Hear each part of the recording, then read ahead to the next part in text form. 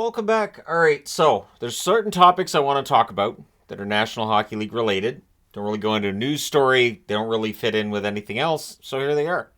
And so the hockey guy jersey gets worn, and we'll talk about these 7 topics. Just things that I hear a lot about in the off season or I've heard recently, and I wanted to weigh in on a little bit. First off, the hard cap gets talked about a lot during the off season, and I get it. I think it's because of the fact that the hard cap hasn't moved up very much. I've talked about why. People who believe that this is just a sign the NHL's really greedy. It's there. And I've also seen why would people think the salary cap's going up next year? The reality is the salary cap would have gone up this year if not for the amount of money owed by the players union, to the National Hockey League for the losses in 2020 and 2021. So the idea that, the salary cap's going to go up next year by, $4 million or more, it's not really that crazy of a thought. And so we're already seeing some general managers clearly spending that money. And so the discussion is out there of what the picture could be and which teams are going to stay at or over the cap. And maybe they all do. Maybe in a league right now where we have 12 teams over the cap, maybe 12 months from now, we've got 12 teams over the cap again. It's just a higher cap hit. So the hard cap's not going anywhere. The owners locked the players out for 2004, 2005. They lost that entire season to get that salary cap. There's no chance the National Hockey League gives up that hard cap unless you get owners who don't want it, right? The reality is that and I don't think it would be a simple majority. I think it has to be 2/3. But at any rate, it's not happening anytime soon. The NHL likes the cap where it is, which brings me to LTIR. So a lot of talk today about Toronto, obviously, with Matt Murray being announced to go on LTIR, and a lot of conspiracies that, he was healthy in the playoffs. Not really. So was he healthy enough to dress as the number 3 goaltender? Yes. Did he say he was healthy? Yes. Do players say they're healthy when they're not? Also, yes. And it seems like that's the case with goaltenders as much as anybody else. And it feels like, looking back through my time watching hockey, I've seen a lot of goaltenders say, I'm fine, and then as soon as they're back in the net, we realize they're not. Now, I'm sure it happens with skating, forwards and defensemen, but goaltenders, I think it's a little more obvious. You don't have line mates to cover for a goaltender, and if a goaltender's having some struggles because of a nagging injury, you can see it a lot more clearly than you can with a player who's a forward or a defenseman who might be able to hide it, So LTIR, again, I know there's people who don't like that it's used to get under the salary cap, but I mentioned 12 teams are above the cap. You're going to have to use LTIR to get under the cap. The idea of buyouts, helping to get under the cap as well, obviously that's an option for some teams. We may still see more buyouts as the summer rolls along, but in all likelihood, LTIR is going to be used by a lot of teams. Last year, we had over half the league at one point was technically over the cap, but LTIR was keeping them below, or they had guys in the minors that kept them below. It's an ongoing thing. And again, the NHL doesn't have any real burning desire to change that rule. I've seen people say, close the loophole. You have to have owners and general managers wanting it to get closed, and at this point, it's not there. So while as fans, we might get upset over these things, the NHL itself isn't. Fighting. So I saw this today, and I had to mention it because I thought this was odd. So the idea that if you take fighting out of the National Hockey League, you're going to see a ridiculous amount of stick swinging. You're going to see players out there just skating around doing all kinds of crazy stuff because they know there's nobody who's going to fight them that's going to, jump over the boards. The reality is that when we look at the longest suspensions in league history, so you've got Rafi Torres here with 41 games. He's down here with 21 as well. Chris Simon is on the board twice, 30 games here, 25 games here. Jesse Boulerice, 25 games here. McSorley had 23 games here, and Dale Hunter, 21 games. Look up any of the incidents that led to these long suspensions. None of these players were shy about dropping the gloves. So the idea that, if you had more guys who were enforcers, if you had more guys who were able to drop the gloves, we'd see a drop in violent hits and violent incidents. I don't think history shows us this. One thing I've talked about is that we notice these violent incidents more because we have way more camera angles. We're able to watch every single game, which wasn't necessarily the case 20 to 25 years ago. And we pay more attention to this. And some of these hits that fans get upset about I look at, and being old, I say to myself, 20 years ago, we wouldn't even be talking about this hit. In part because you had guys out there who threw really pretty nasty, filthy hits out there. So I do think that fighting is staying in the NHL. I'm not going to suggest it's going anywhere. Anytime I see people saying, well, they're going to take fighting out of the game, when? Who has said they need to take fighting out of the game? Bettman's never said to take fighting out of the game. I don't remember seeing an owner publicly saying the problem is fighting. We need to get fighting out of the game. It sells tickets. They know that it sells tickets. The idea of it, that the violence is part of what sells hockey as being different from other North American sports. And if fighting was banned, it would just mean it's a game misconduct for a fight. Fights are still going to happen. There's no way that fighting would be a completely gone scenario, right? And no, I don't think that's ever going to happen. I think it's just going to be a 5-minute major. Do they maybe change it at some point? Maybe. But keep in mind, I've been one that thinks that the instigator rule, you could basically get rid of it at this point. There's nowhere near the amount of fights there used to be. If you did away with the instigator rule, you're not going to get a ton more fights.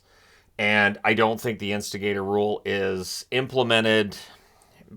I don't want to say properly, that doesn't sound right, but I don't think consistently. I think sometimes the consistency in terms of how it's called is questionable. So yeah, fighting's not going anywhere. Absolutely not. And anytime I see this idea that, well, there'd be a lot more violence without fighting, there was a lot of violence when there were a lot of enforcers in the league. A lot. So, and I understand too, there are people who want hockey to be that again. I personally think the sport's more enjoyable now, but if you feel the other way, that's fine too. So I wanted to just throw this on the board because it feels like over the last 6 years, this channel's existence, this has changed. My opinion's changed as well. 7 years on the channel, really. Advanced stats, which I didn't really get into very much before the channel. I have, and it feels like they've been incorporated more and more into the National Hockey League. That almost I think every team in the league has somebody who's their statistician that gets into all the advanced stats, gets into the analytics. It feels like now it's part of the game. And as general managers get older and age out and retire, and you get newer, younger general managers and newer, younger coaches, I think this is going to be more and more noticeable. And I think the advanced stats that now you have to go to certain websites to find, it might be hard to find certain ones.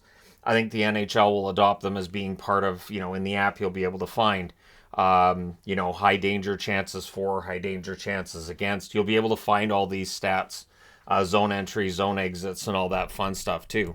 And again, it's something that has definitely changed for me. I take those advanced stats into account far more often. I don't find them to be predictive. I know there's people who look at us kind of like, well, this is a predictor. I don't find this very predictive, but it is interesting to see which players are generating chances and just not getting them to go, and which players are really highly fortunate one year that their numbers are fantastic.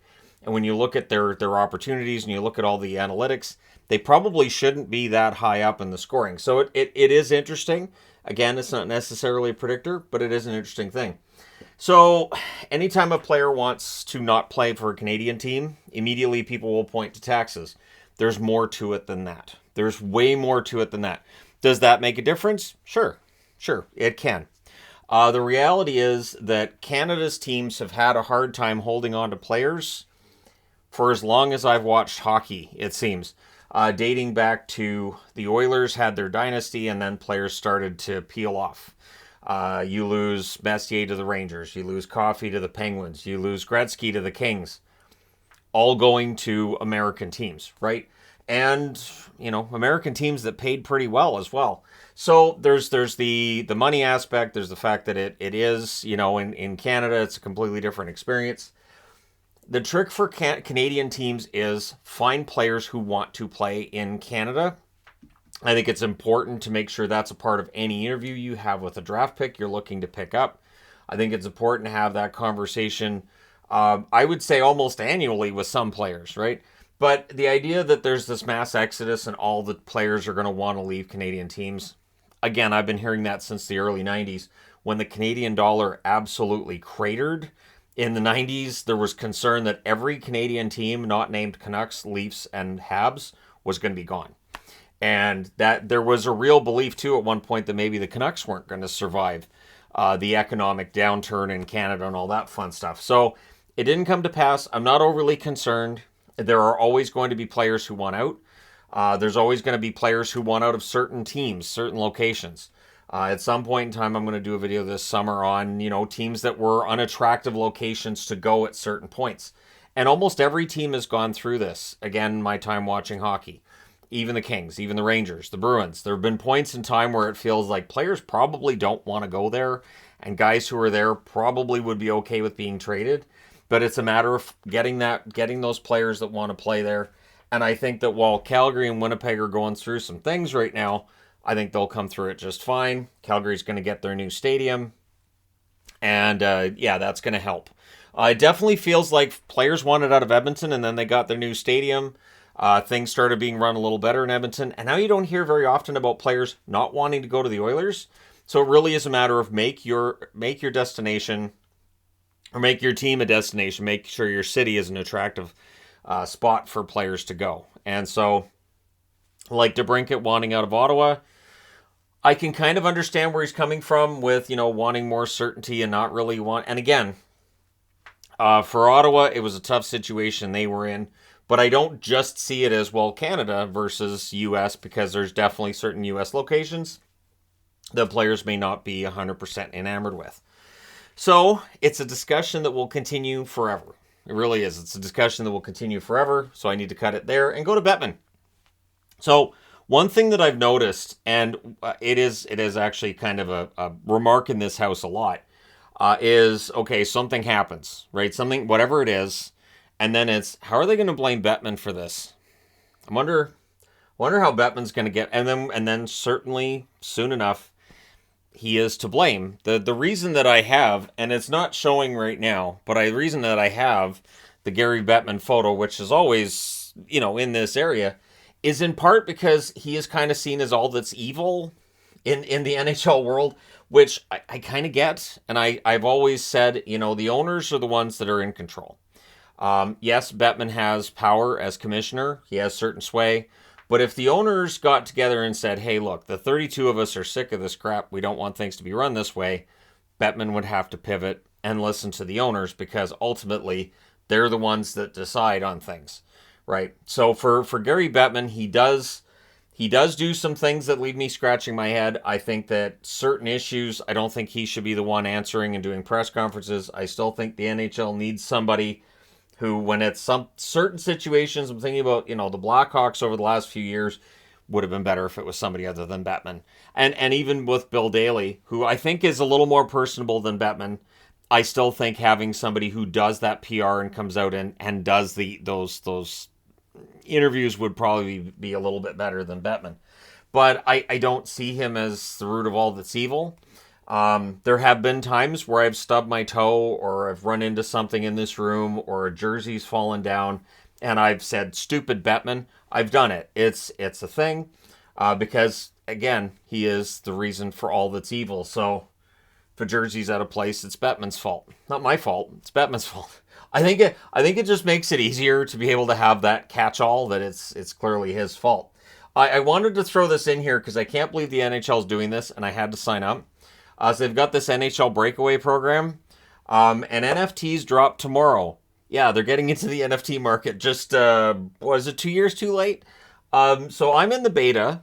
I applied. I got into the beta, and I was like, okay, so I'm going to buy an NFT pack tomorrow, and I will share with all you fine people on this channel what I get in the NFT, and we'll go through. So does this actually have any value? Which, I am not an NFT person. I've never bought one. I've never seen one and gone, I need that, because, again, I know the buttons on my keyboard to screenshot things. So we'll see what it is that I get. But it'll be entertaining at any rate. And and then we can discuss it. There's two different packs. There's a lower tier and a higher tier, of course. I'm thinking about getting one of the higher tier ones and see, is it worth it? Maybe get one of each. Compare the lower tier, the higher tier, and then let all you fine people on the internet know what I get, because I know they're going to roll this out for everybody. This is just the beta test, and so we'll see. Are there glitches? Does anything crash tomorrow? Do I get an NFT that I can't actually get to? Is there going to be one that's just gone when I try to check it? So I will be doing that tomorrow. And again, I'm kind of finding it funny that the NHL is getting into NFTs now. So again, if you're asking yourself, is the NHL slow to adapt? I would say on some level, yes. And one thing I don't have on the board is the whole advertising thing, because I feel like that might be its own video. So yeah, we'll go through the NFTs tomorrow and what I get and what I don't get, all that fun stuff, and see is there a value, and then I can pass that on to all you fine people on the internet. I don't know how many people are in the beta. I know I got in and I was like, okay, cool. And yeah, we'll see how it goes. It should be entertaining. But I understand that there are people who, get mad about LTIR, people who get mad about the hard cap. Usually the people who are mad about the hard cap, they have a team that they cheer for that's, right on the cusp maybe of challenging for a cup, or they're having some struggles. And if the cap wasn't in place, or if there was a luxury tax like you have in baseball, then your team could fix all their problems. But every single team has the same cap number. I still think that's fine. I think it shows who the smart GMs are, who can't just spend their way out of trouble. But again, that's of course getting into the LTIR and all the arguments that exist there. So let me know your thoughts in the comment section below as always. Don't forget to hit like and subscribe if you're browsing your way through. You just happened upon this video. Thank you guys so much for watching, for all your support. I will talk to you again soon.